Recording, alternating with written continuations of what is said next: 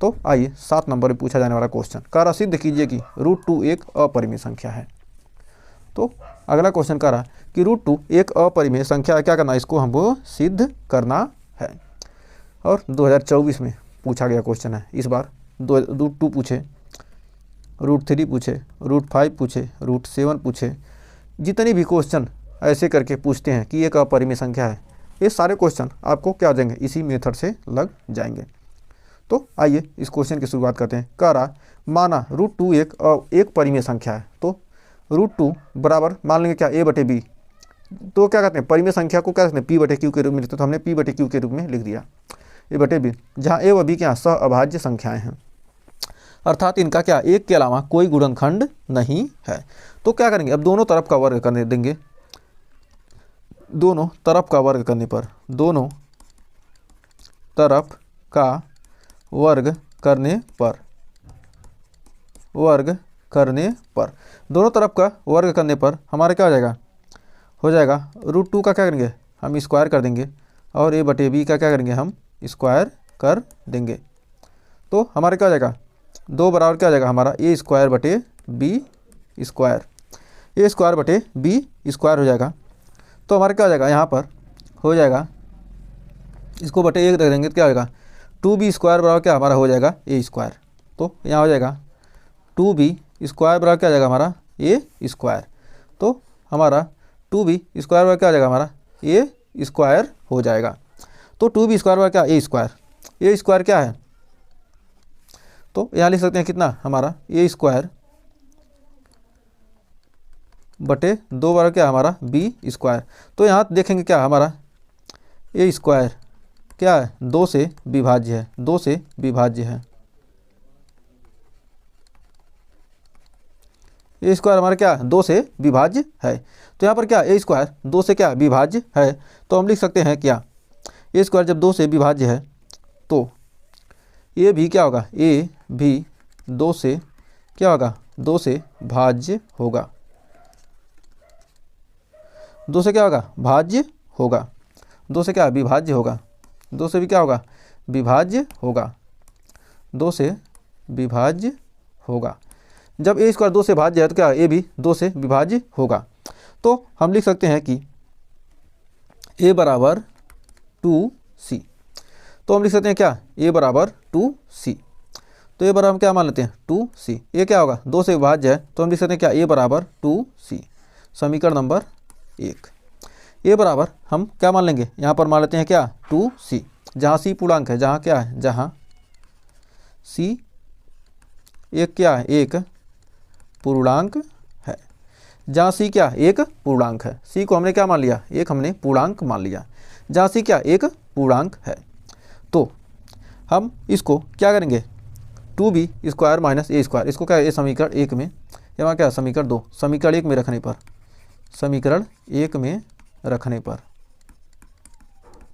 समीकरण 1 में रखेंगे तो ये बराबर क्या रख देंगे, 2c रख देंगे। तो हमारा 2b² बराबर हमारा क्या हो जाएगा, 2c का स्क्वायर।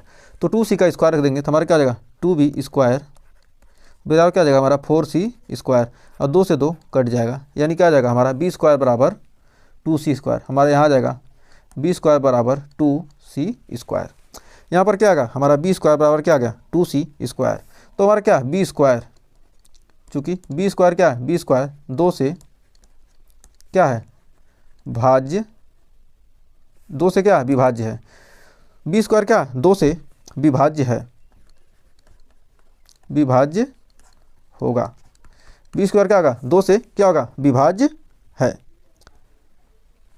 तो b² क्या है 2 से विभाज्य है या होगा, 2 से क्या होगा यहाँ से विभाज्य है, b² हमारा क्या यहाँ से 2 से विभाज्य है, 2 यहाँ आ जाएगा। तो क्या b² हमारा क्या 2 से विभाज्य है, तो b भी क्या होगा 2 से विभाज्य होगा, विभाज्य होगा। तो हमारा क्या होगा b भी क्या होगा 2 से हमारा क्या होगा विभाज्य होगा। तो b² 2 से विभाज्य है तो b भी क्या होगा 2 से विभाज्य होगा। तो हम मान सकते हैं कि b बराबर हमने मान लिया क्या, b बराबर हम मानेंगे क्या 2 से विभाज्य होगा। तो हम b बराबर मान लेते हैं क्या, 2 के। b बराबर भी मान सकते हैं क्या, हम b बराबर ही मान सकते हैं क्या, 2c। तो b बराबर हम 2c मान सकते हैं। तो b बराबर क्या हमने मान लिया 2c, यहाँ पर b बराबर ही हमने क्या मान लिया 2c। तो यहाँ पर b बराबर 2c मान लेते हैं। तो हमारा क्या है, a बराबर 2c और b बराबर क्या है 2c। तो दोनों में क्या है, इसको 2c नहीं 2d मान लेते हैं, 2d। तो हमारा समीकरण 2 और समीकरण 3 से, समीकरण 2 व समीकरण 3 से, समीकरण 2 व समीकरण 3 से।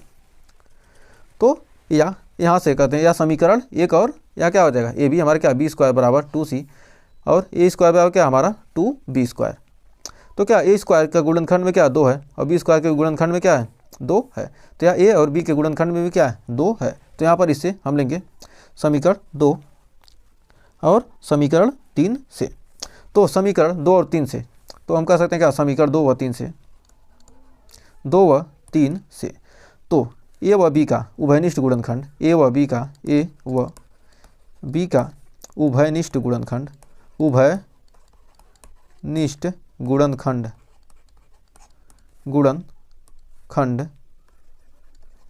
क्या, ए और बी का क्या है उभयनिष्ठ गुणनखंड 2 है, परंतु ए व बी का उभयनिष्ठ गुणनखंड, परंतु ए व बी का उभयनिष्ठ गुणनखंड, उभयनिष्ठ गुणनखंड 1 होगा। ए व बी का उभयनिष्ठ गुणनखंड क्या होगा 1 होगा, परंतु ए बी का क्या होगा उभयनिष्ठ गुणनखंड 1 होगा।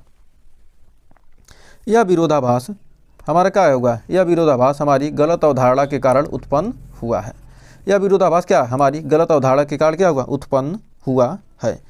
अतः इस प्रकार क्या है कह सकते हैं कि, इस प्रकार कह सकते हैं कि क्या √2 एक अपरिमेय संख्या है। इस प्रकार कह सकते हैं कि क्या √2 क्या एक अपरिमेय संख्या है। तो हमें उम्मीद है यहाँ तक आपको कोई डाउट नहीं होगा।